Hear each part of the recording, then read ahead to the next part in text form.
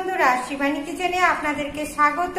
আজকে আমি মটন ঘুগনি করব। এই মটন ঘুগনি করার জন্য আমি মটনটাকে 4 ঘন্টা ভিজিয়ে রেখেছি। এই দেখুন 250 মটন নিয়েছি, ছোট্ট ছোট্ট পিস করে কেটে নিয়েছি। এবার এর জন্য একটা স্পেশাল মশলা করে ভেজে নিয়েছি। তার মধ্যে গোটা মশলা, তেজপাতা, লঙ্কা, শুকনো লঙ্কা, জিরে সবকিছু একদম ভেজে নিয়েছি। সাথে নিয়েছি কাঁচা লঙ্কা, রসুন, আদা, লেবু, টমেটো, পেঁয়াজ কুচি আর আলু। এবার প্রথমে আমি মটরটাকে সিদ্ধ করে নেবো। এই মটরটাকে সিদ্ধ করার জন্য আমি ধুয়ে রেখেছি এবং এতে 1 গ্লাস জল দিয়ে রেখেছি কুকারে। এই দেখুন মটরটাকে প্রথমে সিদ্ধ করতে বসিয়ে দিচ্ছি। এর সাথে প্রথমে আলু দেবো না, আলু দিলে একদম গলে যাবে, তাই প্রথমে আগে মটরটাকে সিদ্ধ করে নিচ্ছি। এবার এই দেখুন হলুদ নিয়েছি, লবণ নিয়েছি, কাঁচা লঙ্কা নিয়েছি। এবার এই মটর সিদ্ধ করতে দিয়েছি, তার মধ্যে 1 কোয়া রসুন দিয়েছি, 1 ফালি আদা দিয়েছি। এবার এগুলো এর মধ্যে দিয়ে দিচ্ছি, দিয়ে এবার এটাকে সিদ্ধ করতে বসিয়ে দেব। মটন ঘুগনি করার জন্য এই প্রথমে দেখুন একটুখানি চিনি দিয়ে দিলাম। এবার এর মধ্যে দেখুন 2টো তেজপাতা দিয়ে দিলাম। তেজপাতাটা ভাজা ভাজা হয়ে গেছে। এবার এর মধ্যে এই দেখুন পেঁয়াজগুলো দিয়ে দিচ্ছি। চলুন একটু বাইরে দেখে আসছি কেমন রেমাল বৃষ্টি হচ্ছে। একদম ঝড়ে গাছগুলো নড়ছে। এখন খুব জোরে বৃষ্টিটা একটু কমে গেছে। পেঁয়াজটা একটুখানি ঢাকা দিয়ে দিলাম। এই দেখুন বন্ধুরা, পেঁয়াজটা কিরকম লাল লাল ভাজা হয়ে গেছে দেখেছেন। সাথে একটু শুকনো লঙ্কাও দিয়ে দিয়েছি। এই দেখুন বন্ধুরা, এর মধ্যে এবার আদা রসুন বাটাটা দিয়ে দিচ্ছি। আদা, রসুন আর কাঁচা লঙ্কা বাটা।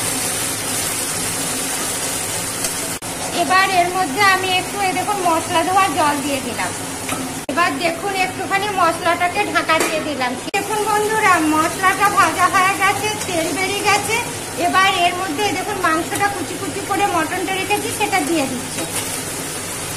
এবার দেখুন বন্ধুরা, 1/2 চামচ লবণ দিয়ে দিচ্ছি। এবার দেখুন এই দেখুন হলুদ দিয়ে দিলাম।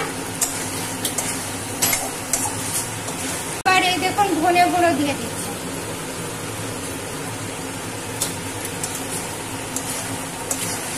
এবার এর মধ্যে এই দেখুন গোলমরিচের গুঁড়ো দিচ্ছি। এবার এই যে ভাজা মশলাটা করে রেখেছিলাম সেটা এবার দিয়ে দিচ্ছি।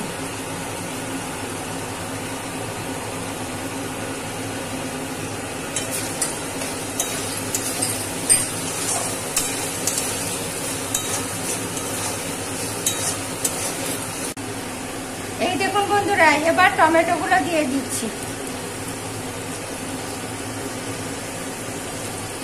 এবার একটুখানি ঢাকা দিয়ে দিচ্ছি। এই দেখুন মাংসটা ভাজা ভাজা হয়ে গেছে, কষা হয়ে গেছে। এই জলের মধ্যে একটু লবণ আর স্পেশাল মশলাটা দিয়ে দিয়েছি। এবার এটাই জলের মাংসের মধ্যে এই জলটা দিয়ে দিচ্ছি।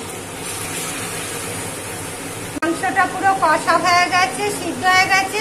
এবার আলুটা আলাদা করে সিদ্ধ করে রেখেছিলাম, আলুটা এই যে দিয়ে দিলাম। একটু ঢাকা দিয়ে দিলাম। বন্ধুরা, মাংসটা সিদ্ধ হয়ে এসছে। এবার এর মধ্যে একটু কস্তুরি মেথি ছড়িয়ে দিচ্ছি।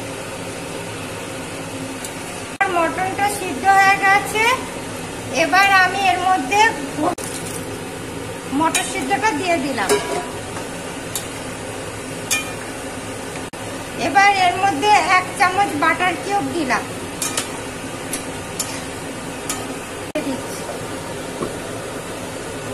এবার এটাকে নামিয়ে নেবো। জলটা টেনে নেবে, কারণ আলু আছে, মটর আছে, মাংস আছে। দেখেছেন কি দারুণ আমার মটন ঘুগনিটা হয়েছে।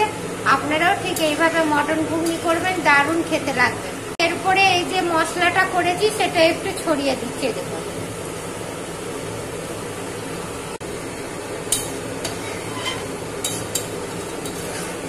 ঘুগনিটা হয়ে গেছে। এবার এটাকে আমি ঢাকা দিয়ে দিচ্ছি আর নামিয়ে নিচ্ছি।